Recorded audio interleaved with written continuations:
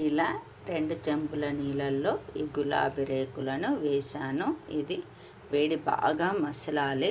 2 చెంబులకు కనీసం 1 చెంబెడు సగం అన్న అయ్యే వరకు మనము మసలనియాలి. అప్పుడు ఆ గులాబీ రేకులో ఉన్న ఫ్లేవర్ అంతా నీళ్ళకు మంచిగా అంటుకుంటుంది. కాబట్టి తర్వాత మనం చల్లారిన తర్వాత ఒక బాటిల్లో వడకట్టుకోవాలి. దాంట్లో ఉన్న ఈ చెత్త అంతా తీసేసా. ఇదంతా వేసుకోవద్దు. అందుకే మనము క్లీన్గా చేసుకుంటే అప్పుడు రోజు వాటర్ అన్నది మనకు స్వచ్ఛంగా బాగా మంచిగా వస్తుంది. అప్పుడు మనము అందులో ఏదైనా నేను మొన్న చూపించాను కదా, ఇప్పుడు ఈ గులాబీ రేకుల్ని కూడా నేను ఇది మిక్సీ పట్టి పొడి చేస్తాను.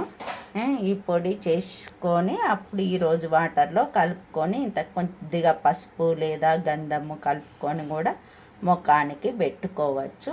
చాలా బాగుంటుంది. ట్రై చేయండి. ఇంట్లోనే మనం ఈ విధంగా చేసుకున్నామంటే చాలా బాగుంటుంది. కామెంట్స్ రూపకంగా తెలియచేయండి. ధన్యవాదం.